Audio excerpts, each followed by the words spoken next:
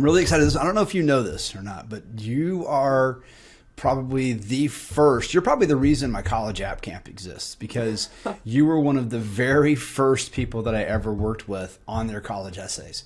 And still one of the absolute favorite essays that I ever worked on. I talk about it with people on a regular basis as well. Oh, man. So I'm excited to talk to you about that as well. So, yeah, I'm super excited. But let's get started. Are you ready? Yeah, I'm ready. Any questions? No, I don't think so. Okay.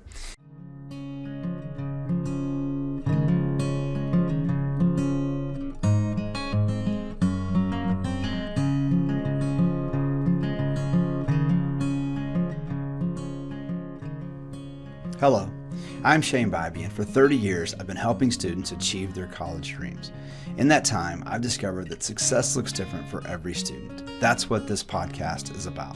What do families need to know to be successful in the college admissions process? Today, I'm joined with Chris Knoll. Chris is what were you, a 2014 graduate, high school graduate? When did you graduate high school? 2014 high school graduate, yeah. Yeah, 2014 graduate, who I got to teach back in 2012 when he was a little bitty sophomore in high school. And actually one of the very first students I ever worked with to help through the college application process when he was getting ready to. I think, Chris, you've got a really fascinating story that I'm excited to share with everybody today for a ton of reasons. But let's start off with where you are now. Where are you now? What are you doing today? Yeah, so I'm currently based out of Seattle, Washington. I work for Microsoft. I think the official job title is like AR, VR for software applications. Basically, it used to be for the military, now it's for marine biologists. I make holograms to help them make their work easier. Okay. Yeah, so very... How did you get to that? Complete luck. I wanted to get into video game design. You know, when I was a little kid, I was very, I think like all little kids are, I was obsessed with video games, but probably more so than most people. I got obsessed about things pretty easily. And so I really wanted to make video games more than anything. And so when I got out of college, I got a job just in regular high tech. And when I got tired of that, I really pushed to get a video game job. And I found a job that was, it was like, your experience was in video game engines and yada, yada, yada. And I was like, I'll take that job. And I didn't know what it was. And they were like, you're going to make holograms for soldiers. And I was like, all right, that's not what I expected, but that's also very cool. That is also very, very cool. So that's where I'm at now. So you said you make holograms for soldiers. What were you making? Yeah, so imagine like do you know Google Glass, like the visors, the heads-up displays? Mm-hmm. It's kind of like if you're in a video game. You would put it on, and you could have a little compass. You could, pick certain spots in the real world, and you could look away, you could run away, and you could come back to them. It had a radio built in. It was essentially a way to get like a video game style, like a Call of Duty heads-up display in real life. Was what we were working on doing. And now I do basically the same thing, but for searching the oceans, for marine biologists and other kinds of scientists.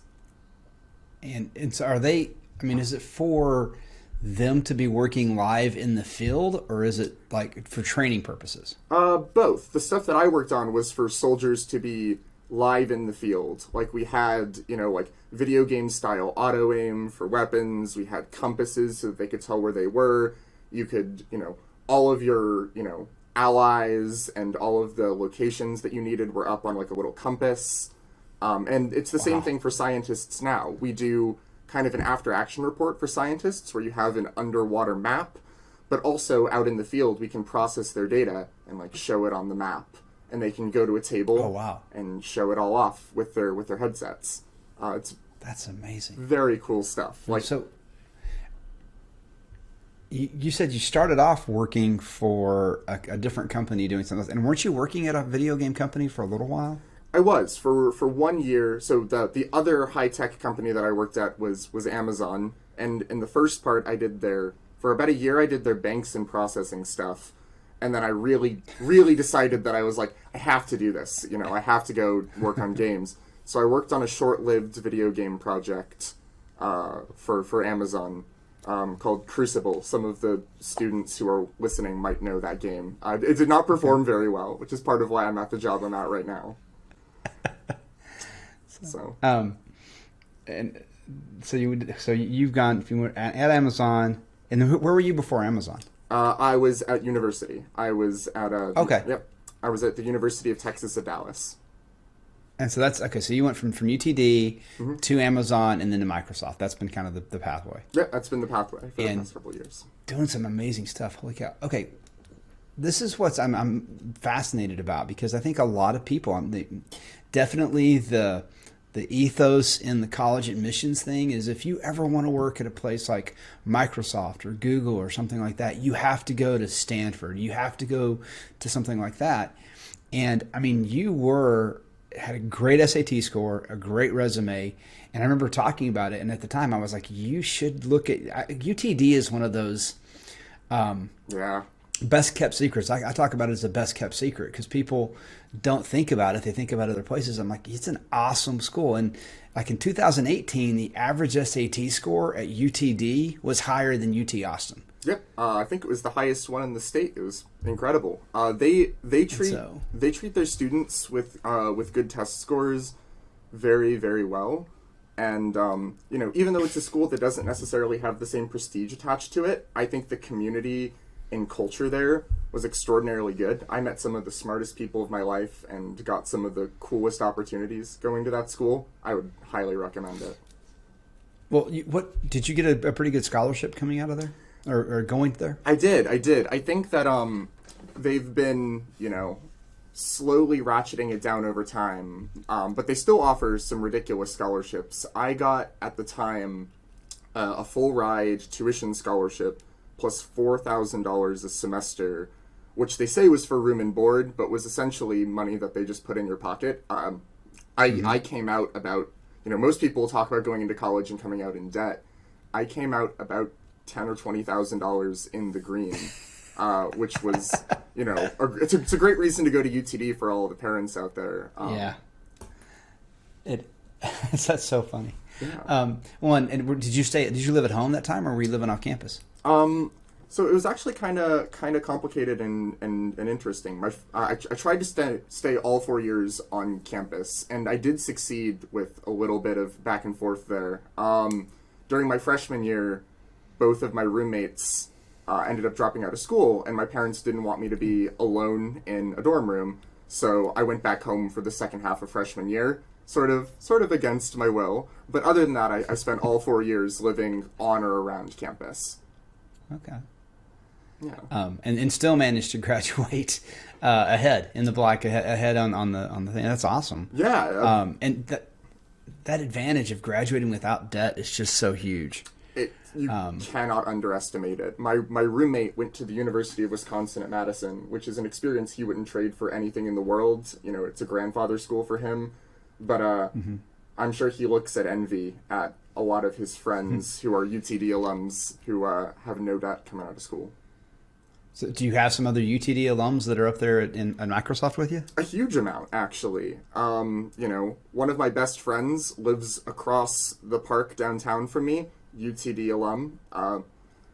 My ex-girlfriend out in Bellevue, also a Microsoft person, also UTD alum. 2 people in San Francisco working at LinkedIn and BetterHelp, which are also great companies in the technology space. And as a therapist, BetterHelp is a pretty great place to be. Also UTD alums. So, That's awesome. The culture is very good there. I think that there are a lot of good students. Well, it's busting that myth, right? That you have to go to these flagship state universities, or you have to go to this list of schools. If you have this degree, you should definitely go to this school. And it's like, that's not really the case. You have to go to the place that's right for you. And if you graduated with just the minimum, the minimum debt that you would have for like that $27,000 of federal loans, that's still a $250 a month payment that you have to make for the next 10 years. And so graduating with no debt's amazing, and there's so many ways to do it. I'm going to be talking to a couple more people here in the next few weeks that have managed to graduate without any debt. And not because, we've had some people on, like the second interview we ever had, Jamie Kirby, I think you were around the same time. Yep. Jamie talked about like the how much debt she's in. she's gonna have to go to law school because she said the only way she'll be able to pay off her student debt is if she has a job as a lawyer. Yeah. But then there's other people who, family was able to pay for it and that took care of it. But there are some ways to do it. I was just right before we got on here. In fact, I was reading somebody who talked about their twins. They just graduated, and both twins were able to graduate with no debt because they were very thoughtful about where they decided to go, and they understood that the value of the degree was more than, that outweighed the.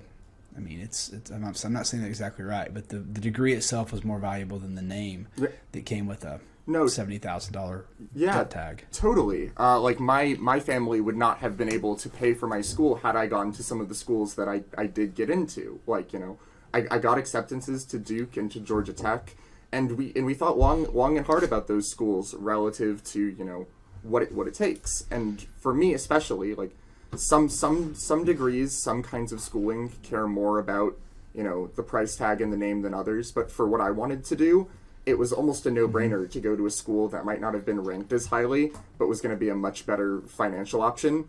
And, if you play your cards right and you work in school, then I don't think that you come out really at a disadvantage at all. I was going to say too much of a disadvantage, but I think I did better than a lot of my friends who went to better named schools. Well, what did you work on when you were an undergrad that you think made a difference? Yeah, so I think that I made a really big effort to sort of, I mean, it seems very obvious to say not do the bare minimum of classwork, but I really made an effort to go out and make connections. I joined, professional related clubs at my school. I joined the Artificial Intelligence Society. I made an effort to become friends with professors. Becoming friends with your teachers has a huge amount of benefits. Like, let me tell you, you can, just a small note. Like, if you're struggling at all, or if you're ever having an issue in a class, if you've treated your professor nicely and you're friends with them, you're gonna have a much better time than if you didn't. And I know so many people who either ignored their professors or treated them like talking heads. Make friends with your professors. And then I made an effort every year to sort of like reevaluate my direction and like work towards it even outside of school. Like when I first started, I thought I was going to get my second degree in economics and go work in high-tech finance. And so during my first semester, I went and worked for a family friend who worked in, data scraping for banks and finance stuff. And then the next year I reevaluated and decided I wanted to do something that's more psychology and computers. So I went and tried to get a job doing that. So every year I spent my summer trying to do what was, pushing towards my like middle term goals, which totally changed. But I think that, the bulk of stuff eventually spoke for itself. And I knew you'd been accepted at Duke and Georgia Tech. People are going to think you're crazy. Like, you chose UTD over Georgia Tech? But again, looking at the end result, and that financial award letter is so huge. Yeah. Well, how did you get a job at Amazon? How did that process happen? Yeah, so it was actually really funny. There's sort of, in my industry in tech, there's sort of a big rush at the end of your junior year to find a company that you're hoping to promote into working full-time at as your internship. It's your last internship. It doesn't have to be. And so I was sending out, company after company after company, tons of like A and B list companies. And I actually didn't think about going to any of like the super high level tech companies. We call them the FANGs, like Facebook, Apple, Microsoft, Google, stuff like that. But my friend, my current roommate actually, sends me a message in January, which is really late in the admissions process. Like, hey, I got a job at Amazon. I'm really excited. And while I was really excited for him, I had not gotten anything yet. So I was feeling like, oh no, what do I do? Well, Sam applied to Amazon. Might as well. It's kind of a long shot. And I applied, and they messaged me back, which was super surprising. I will say, both in college and in internships, like, I don't know, shoot for the AAA, shoot for the dream, and don't be upset if you don't get it, but sometimes you'll get it even if you think you absolutely wouldn't. That's how I got the job I got today. So, And so what was the Amazon, what was that internship application like? I'm making some notes because I got a bunch of questions for you. Yeah, no worries. So, do you mean the internship application process? Yeah, that actual application process. What did you do there? So essentially, I compiled a resume, like I was looking for a job. It didn't actually have any job experience on it, actually, but I put like, I'd worked a summer at a friend's company. I'd worked a summer at this small firm. I worked at Kroger, and it showed leadership skills for X and Y reason. I have this GPA. I've taken this coursework, and I sent it in. And when it came back, they said, all right, we're going to have a phone call with you. We're going to talk to you about the fundamentals that you've learned in school. So I took this phone call. I talked to them about, stuff that I'd learned as coursework. And then they came back to me and said, all right, you've got the job. Or the job, you'll be in Seattle during the summer working for us. So was it a paid or an unpaid internship? It was a paid internship. I think especially in the technical fields, you're more likely than not to get a paid internship, even if it doesn't pay that much. Like even my internships at the smaller firms and Verizon's, and Verizon paid very well. Very well. I got $15 an hour, which is to, a college student at the time who hadn't worked anything more than a minimum wage job. It felt like a lot of money. And then Amazon paid as an internship something that approached an actual livable salary, which was pretty insane.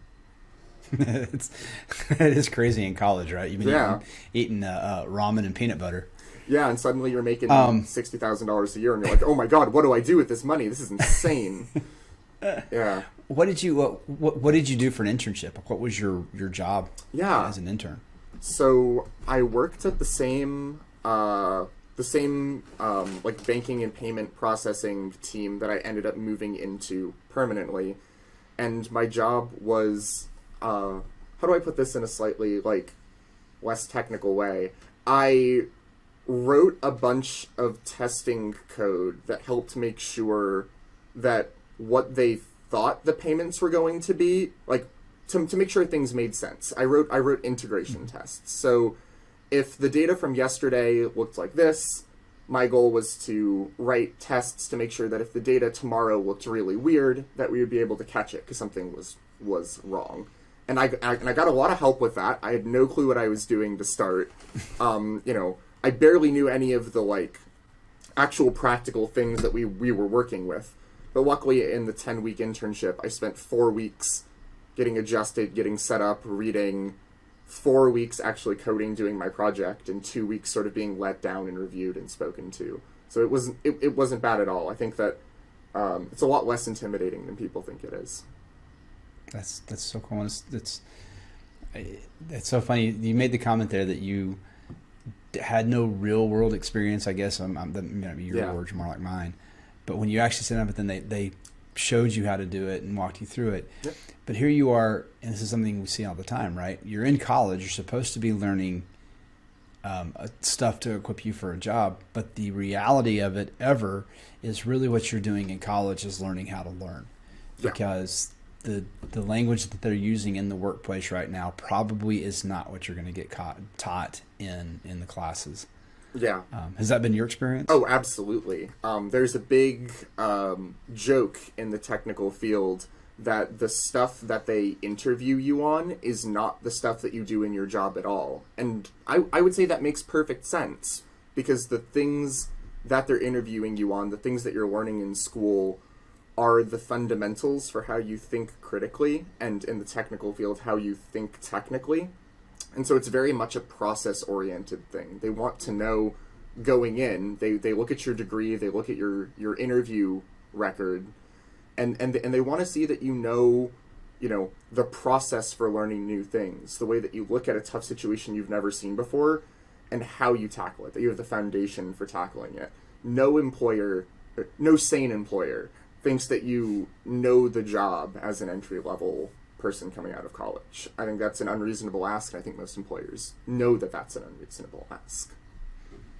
How'd you find out about or make the move to Microsoft from Amazon?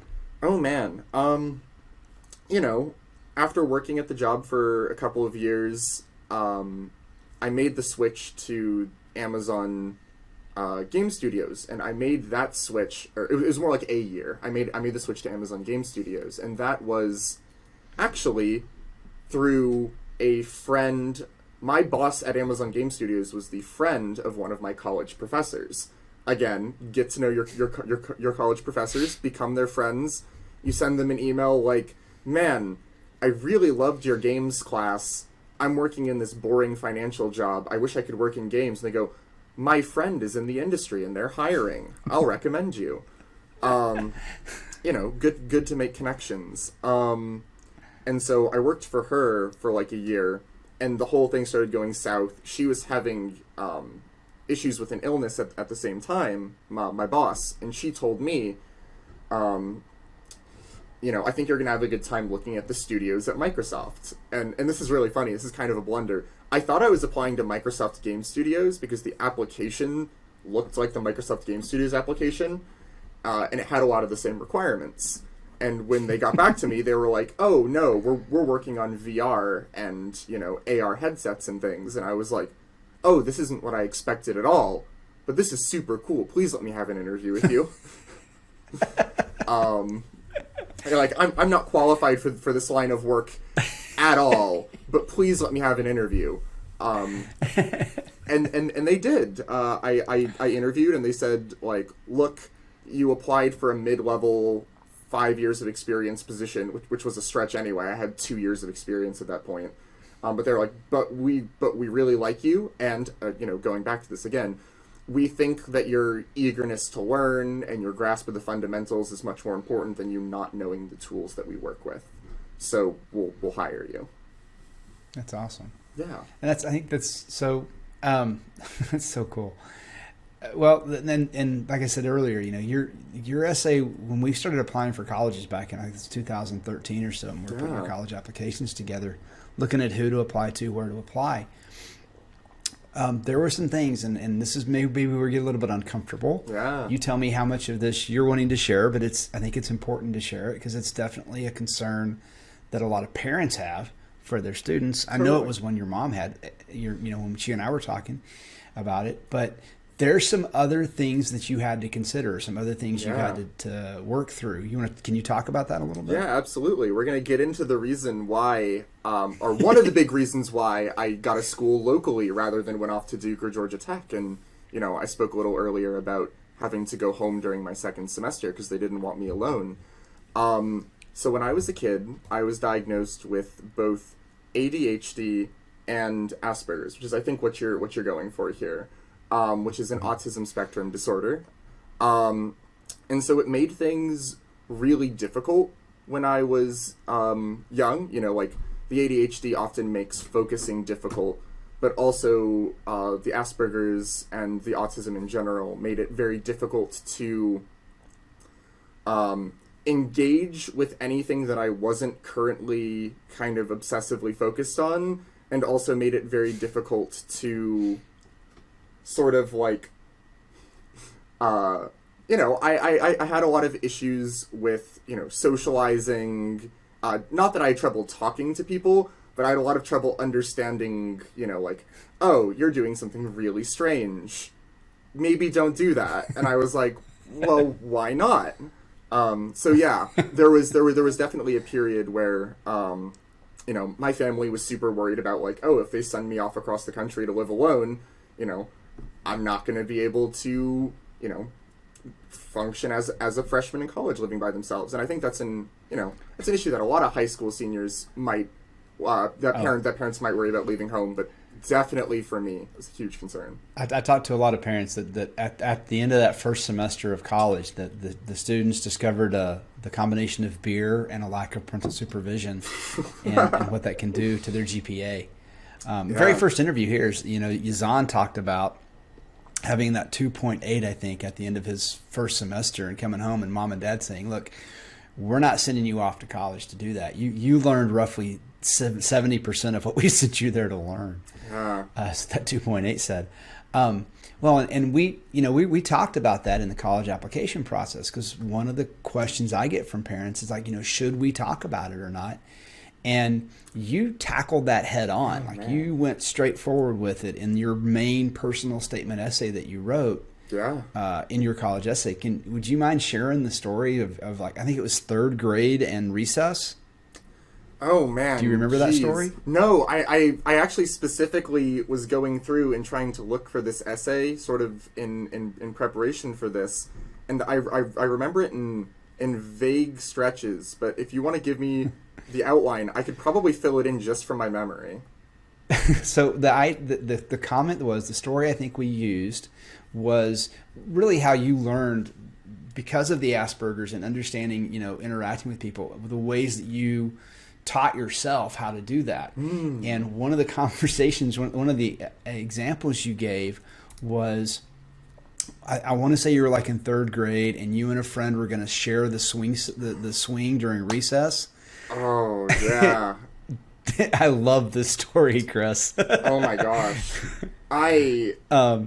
No, please go on. I'm curious. It's your story. Yeah, I was hoping you tell it. All right. So, the way that I remember this story is when I was young. I was probably in the third or fourth grade, and me and a friend were fighting over who was going to get the swing at recess, and so we eventually came to a deal. I was like, all right, so you're going to get it for the first half of recess, and I'm going to get it for the second half of recess. And I sat there and I timed it. I knew that recess was going to be 15 minutes long. So I sat there and I counted to, what's the number? 450, whatever exactly 7.5 minutes is. Whenever exactly 7.5 minutes was done, I said, all right, no, you're done. Get off. And he didn't want to get off. And I don't think that I took it very well. In fact, I think I took it extraordinarily poorly, and had quite a bit of a tantrum about it. And just like thinking about, I don't know. I'm trying to remember how I resolved that experience in the essay, because I don't remember that story ending super happily. The story you told me was that as he swung by, when he said no, as he swung by, you reached out and grabbed his collar. Yep. Pulled him out of the swing, and then got up in the swing while he laid in a heap at your feet crying. Yes. And when the teacher came over, you were swinging over the top of him, getting in your 7.5 minutes of time. No, that's absolutely the correct story. I was just sitting there embarrassed to say it on your podcast. But yeah, that is exactly what happened. I love it. No, it's great. I hope I didn't embarrass you. But I love it because, like, I love that we've started this off with, like, you got into UTD, you're working at Microsoft, you went to Georgia Tech, you got accepted to Georgia Tech and Duke, and that was the story that you told in your personal statement of your college essay. It wasn't the only story you told, right? It was one you opened up with. And then I think you talked about an injury that you had maybe in like 7th grade. Yeah. And how you taught yourself to, I mean, during that injury time when you were laid up, you worked through what you were going to do differently going forward, I think was the way you told the story. Yeah, I ended up having some pretty significant back problems through middle school and high school, and I had to have a minor surgery for that.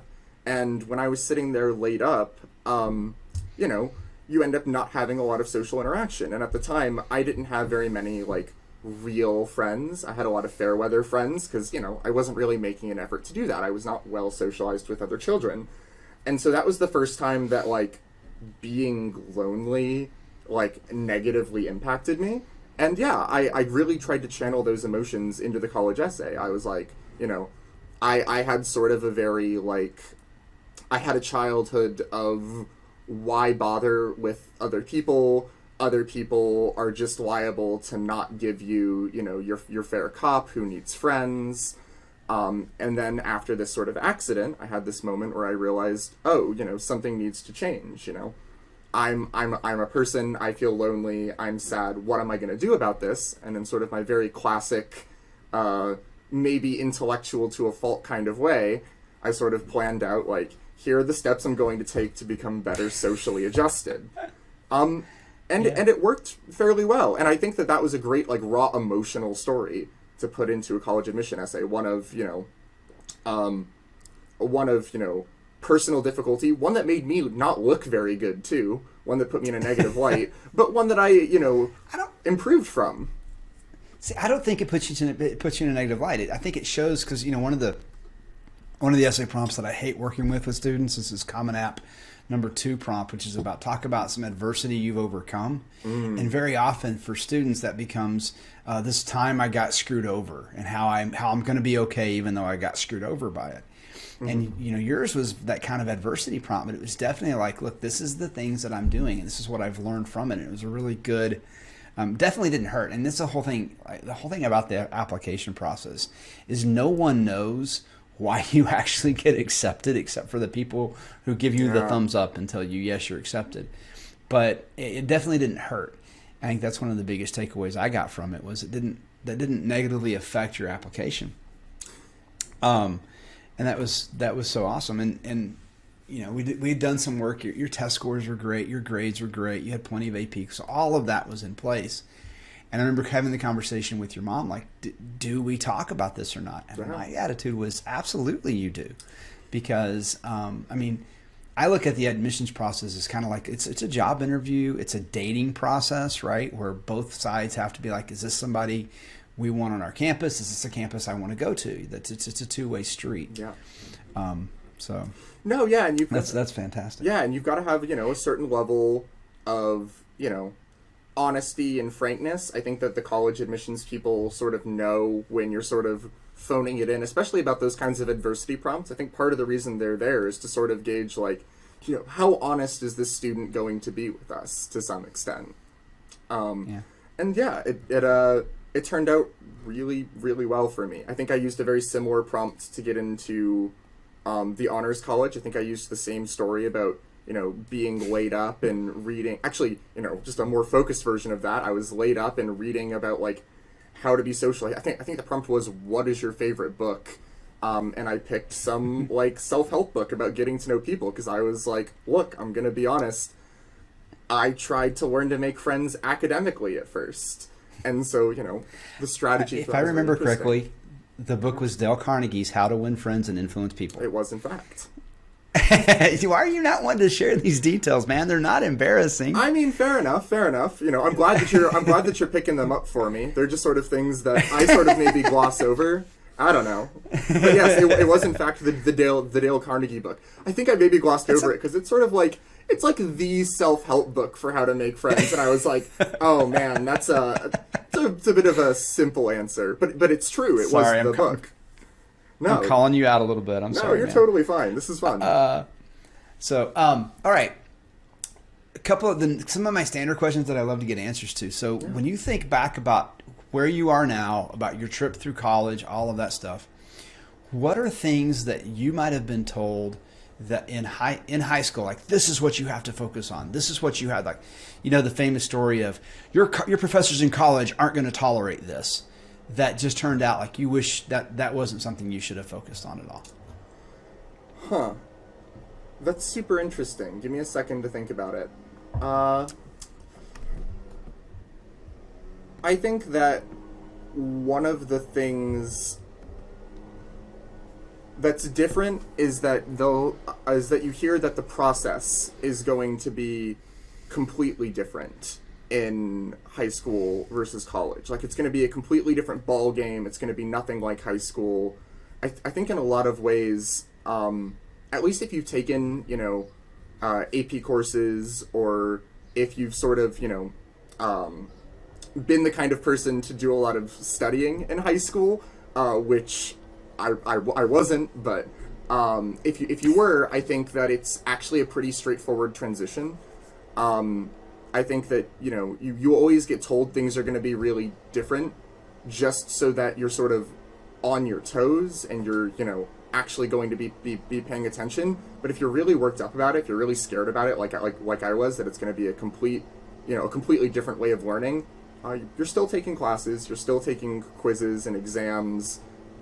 The biggest difference is you have less homework, which means that you have to do more of that studying on your own. But that's basically it. Yeah, it's less of a prescribed day-to-day, hey, you need to solve these 20 problems for your math homework or something like that. Yeah. Yeah, instead it's read chapters 1 and 2 we'll be quizzing you on it next week. Which, you know, was... That's how I preferred high school anyway, for the most part. So yeah, well, and so that's the next question for you is, you know, you kind of alluded to there might have been, it didn't sound like there was a big learning curve for you to adjust to what college was going to expect academically, but what were things that you wish you would have done in high school that you didn't do? This is going to sound pretty silly. I wish I had done my own laundry. I wish that I had, you know, prepared for life outside of like my parents doing everything for me, you know, partially because there was sort of this like expectation that I wouldn't, you know, be able to do a lot of those things myself. I never really bothered trying. So when I, you know, started living by myself, I was like, oh my gosh, how do I even do simple things like, you know, keep myself remotely organized? How do I do my own laundry? How do I pay bills? You know, how do I apply for a credit card? Like, all of these really practical things were completely abstracted away from me, and those hit me like a truck much, much harder than the academic parts. Transitioning to adult life was, like, very difficult. And that comes from the perspective of someone who sort of had difficulties doing mundane tasks and adjusting to talking to people, but had a great time, you know, solving math problems. So take that with a grain of salt, but that was really the hardest thing. I see a lot of memes sometimes that are like, why are we learning algebra? The meme is, why are we learning algebra 2 when we should be learning how to deal with credit cards? And then I'm like, well, you know, interest is, you know, compound interest is kind of an algebraic function. So absolutely, they aren't mutually exclusive, but I could definitely see like getting the students to algebra 2 and then having a class that like, here's the practical math that you need to know about things. Yeah. And like we do in our app camp, I walk through kids about debt, about the financial award letter they're going to get. Yep. The last hour we talk about, look, you're going to get this award and it's going to have these, and this is what these terms mean. It's tough to sell up to a 17-year-old who hasn't really had to deal with that much more than mom and dad. So there's some things like that. Here's a new question that I've started. I'm just going to start. You're the first person I've asked this question, but I want to start diving more into like the actual secret things about the universities and about the schools that people go to. I wish I would have been doing this all along. Totally. But if you're a student at UTD, they're in Richardson, Texas. What are the things you have to get involved in, or the things that every student at UTD knows about that no one who doesn't go there knows about? Not secret societies or anything, but just okay, totally good restaurants or things to do. Yeah, absolutely. So I'll say the first one, the one that was most impactful on me, is it's a little bit exclusive. But if you're part of the honors college, if you get into the honors program, they give away about twice a semester free tickets to the Dallas Symphony Orchestra, the Dallas Opera, various kinds of old movies at the Angelica Theater. Absolutely take advantage of those free tickets. That's cool. And not only that, you know, don't sleep on the student productions. Student theater is a huge cultural thing at UTD, even if we don't, you know, export it, even if we don't have a big theater program. Our like for fun, student theater is extraordinarily awesome, and is great. I would say that in terms of like UTD food culture, absolutely you're gonna want to be looking for like late night groups. There are lots of groups that will go out and study at the local IHOP or the local Whataburger until like 2, 3, 4 in the morning, and those were some of like the best social bonding experiences I ever had. We're sitting there, you know, studying for discrete math, playing Truth or Dare, chilling out in IHOP at 2 o'clock in the morning, annoying the waitress. Like that's, to me, that's like the most nostalgic memory looking back 5 years. And you could do that with just about anyone. Like if you spoke to anyone, they were going out late to some diner to go and study, or even to just like chat. Like you would go to a movie at 10 p.m. and then the thing to do would be to go to IHOP. The IHOP would be absolutely packed with college students at 2:30 in the morning. Yeah. You said for fun student theater. Like, are you saying like just there's a student production there at UTD that Yeah. they do it? What exactly is that? The theater department has open auditions for stuff going on every single semester. I did a lot of like the background stuff. Like I did AV, I did background map paintings, and things like that to help out the student theater productions. So I'm a little biased. I was very involved with them and loved them a lot. But you know, Did you do tech theater in high school too? I did do tech theater in high school as well. Yeah. Okay, I thought you did. Yeah, so I also did AV and map painting there as well, and they're great. Like, I think that, you know, seeing things like Shakespeare or seeing things like Miller actually done, like I had to read a lot of those in high school English. I had to read some of those for your. Actually, I don't think I read very many of those for your class. We had a no Shakespeare policy the year that I was. With No, you. I didn't. Oh, wait, that may have been the year That I was was the year. told. Yeah. Yeah, there's a couple of years in there that I was told. Well, your sophomore year, we did either Julius Caesar or Macbeth. We did But there Julius was Caesar, one yeah. year. There was one year that we had a student suicide, and so we made the decision that Romeo and Juliet was off the table. Was off the table. I remember You know. that. That's why I have that impression. But reading Shakespeare or reading Miller or really reading anything that's meant to be performed can be such a drag, especially as a high schooler when you don't understand why it matters. But if you see it performed and you see it performed by your peers who are going to kind of screw it up and it's going to be fun and it's going to be interesting, it really helps like solidify some of those things. And there is like, I don't know. There's absolutely no better Shakespeare play to get you into Shakespeare than Titus Andronicus. They'll never teach it in school. No, Go they're yeah. not. Go read Titus Andronicus. It's a good play.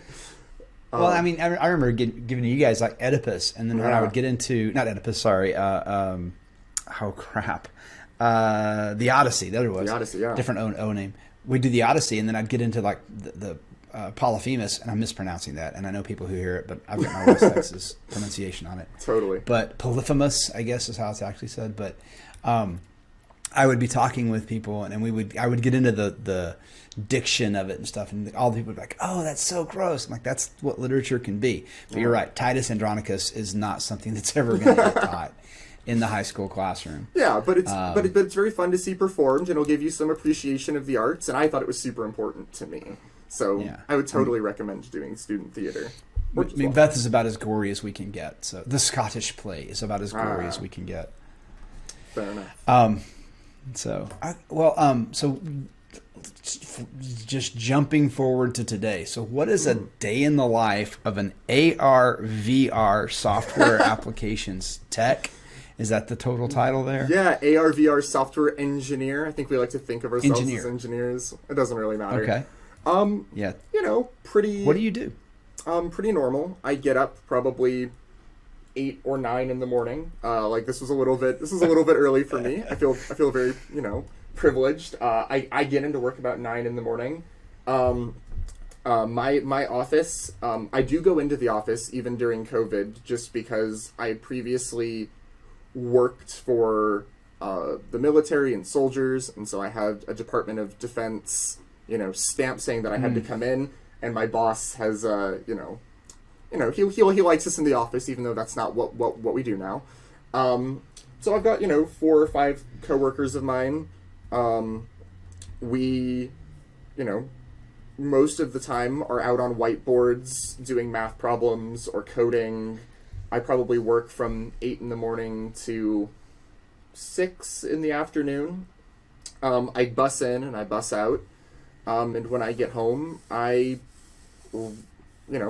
study Japanese. I write.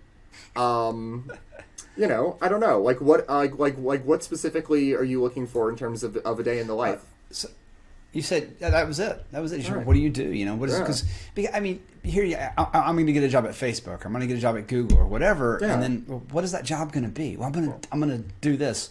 Really, what is that going to be? And people don't understand. I mean, I have kids come in all the time. Yeah. And they'll say, "Hey, I'm going to major in engineering." I'm like, well, there's a lot of different kinds of engineering. Yeah. Let's start breaking that down. And they haven't thought that process through. Like, well, no, someone told me I was good at math, so I should probably be an engineer.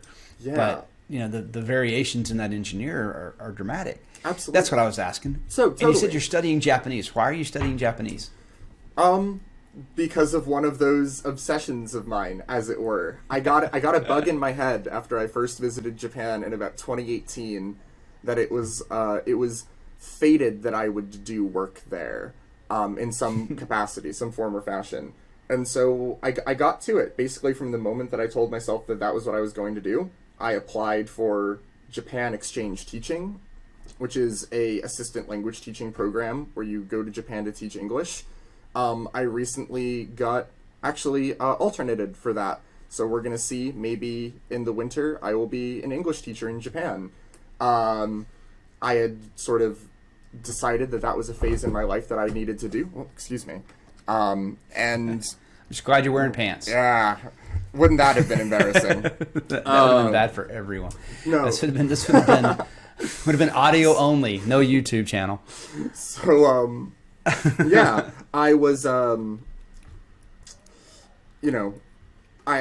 told myself I like teaching. I want to go to Japan, and I know that my software engineering job is relatively safe, in the sense that, Okay. One thing that I will say is a lot of people really worry about building up their careers early, and it really depends on what you want to do. For me, I realized very early that, my job it pays well, it's very stable, but I don't really have to get promoted to the next level. It's not like being a lawyer where you want to go from associate to partner as quickly as you can. So I told myself, I'll take a break. I'll take a year and I'll go be a teacher. And if I like it, maybe that'll change. I think it's good. Cool. It's good to be flexible. Even leaving college, like your degree doesn't define who you are necessarily. I didn't realize you were doing that, because you made the comment and stuff about Tokyo, Seattle time, and I didn't know maybe you were having to do some work for Microsoft in Tokyo or something like that. No, I was recently doing a fairly intensive interview process to go be a teacher out of Tokyo. Very cool. Yeah, that's awesome, Chris. Yeah. So so if you do that, if you go to teach in Japan for a year, will Microsoft give you a leave? Will you just have to quit your job and then come back and get another job somewhere else? Probably the second one, but again, making friends and allies is super important. If I talked to my boss right now and I said, "Hey, I got this once in a lifetime opportunity. I'm going to go teach in Japan. I'm going to have to quit, but keep me in your mind." He'll be like, "You know what, Chris? You're a good employee. It sucks to see you go. That's kind of awkward for me. But if I have availability when you return, I can probably see if I can get you back on my team." Okay. So making friends, not enemies, good way to do that. Yeah. But I could also find a new job. I don't want to say that it's easy, but software engineering is a field that has a lot of demand right now. Let's say, for better or for worse. That was going to be my other question. And I was going to ask this before you talked about the teaching part. Yeah. My understanding of it, my background, 20 years in education, high school teacher, and then doing what I do now, I don't really understand hierarchy and hiring. There was no promotion from teacher to even better teacher. Like, that didn't happen. Okay. My understanding is, like a software engineer, there's an inflection point in your career where you either go on to just work on software and continue that engineering process, or you become kind of a project manager.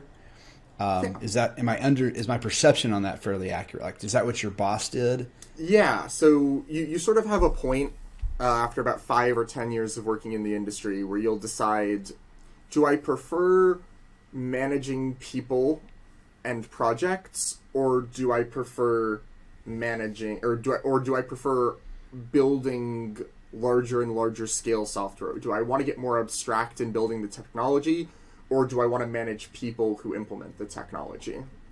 So that is definitely a split that you'll acquire down the road. But if you've decided early, there's also a separate track of, I've decided that I want to manage projects rather than build software fairly early on.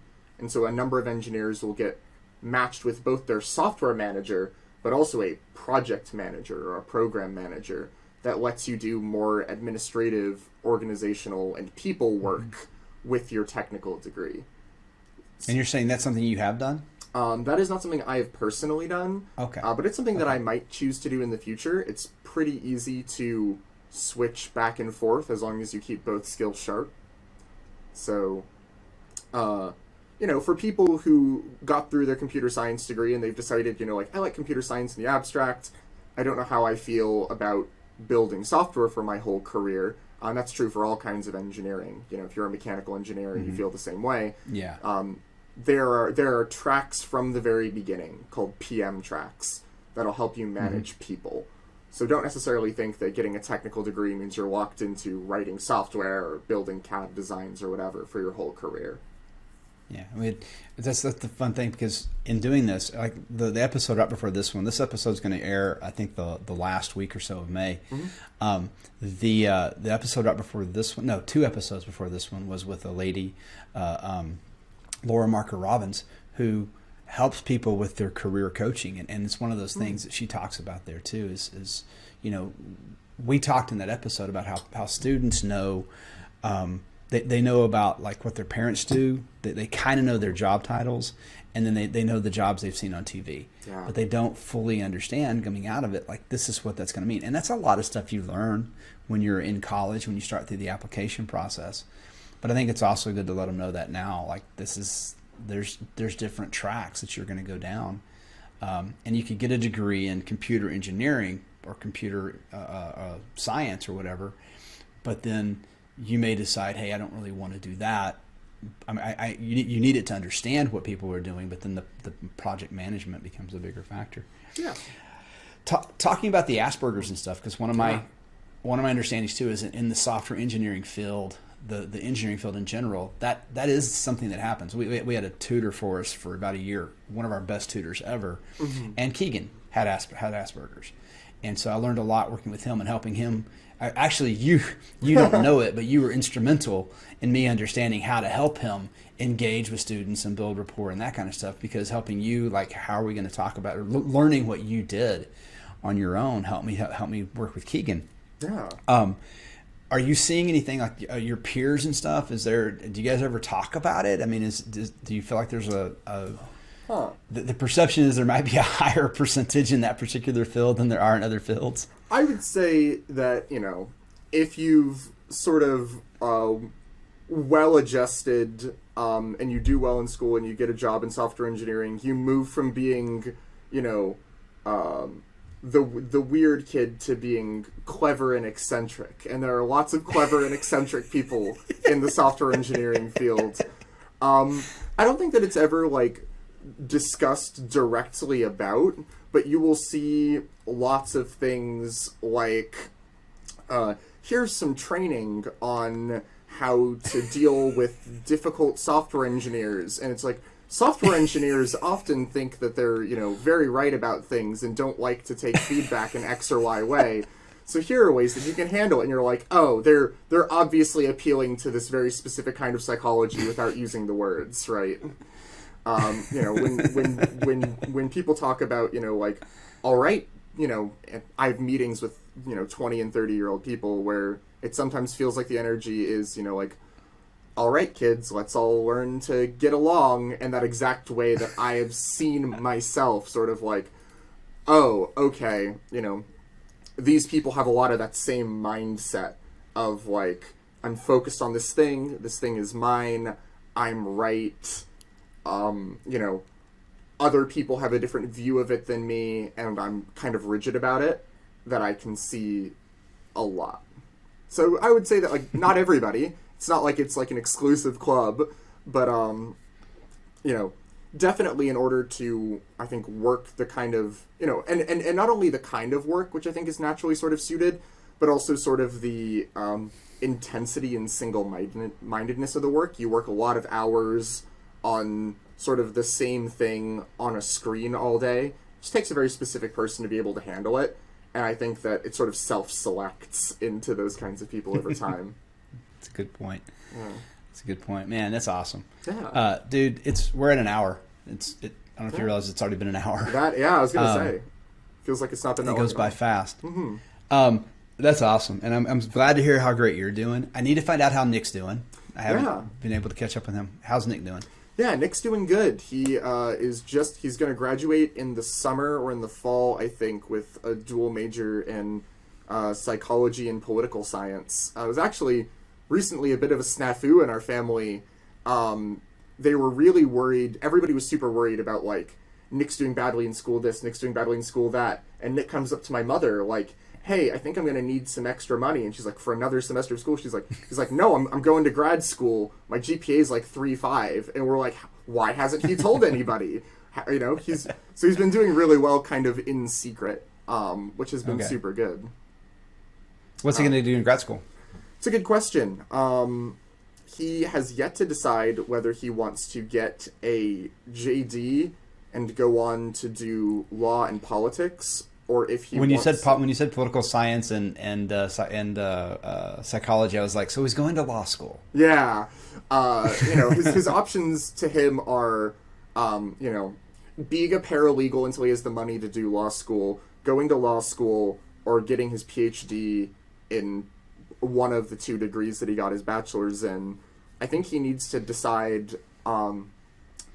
You know, he's very politically minded, and I think he needs to decide whether or not he's willing to cooperate with the system, as it were, which will decide whether he wants to go into academia or go into law. Because right now he's in a spot where his politics are very, you know, he's like, I don't want to cooperate with the legal system. That would be soul draining, you know. And I'm like, well, you're gonna, you know, you live in it, you can't fight it. Oh, you can fight it, but, you know. Where did he end up going to college? UNT is where he ended up going. UNT, okay, cool. Yeah. All right, very good. So he got his 4-year degree at UNT, and probably gonna get his next degree at either UNT or a school in Texas. I think he's very much set on staying in Texas. Well, very good. Yeah. Very cool. Glad to hear it. Well, tell your mom, tell your brother I said hi. Yeah, of course. When you get a chance. Mm-hmm. And thank you so much for spending some time today talking with me. I appreciate it. Absolutely. I super appreciate it. Super glad to be, like, on the show. And honestly, glad to see that you're doing so well. I saw that you had left to do your own thing, and I was always like, I wonder how Mr. Bybee is doing. It seems like you're really doing pretty awesome. Yeah. It's going all right. Thanks, man. Thanks, man. Thanks for listening to today's episode. If you enjoyed the podcast, it would help us reach more people if you could rate and review the show wherever you listen and share it on social media. If you have ideas for future episodes, please email me at shane@bybeecollegeprep.com. Thanks for listening.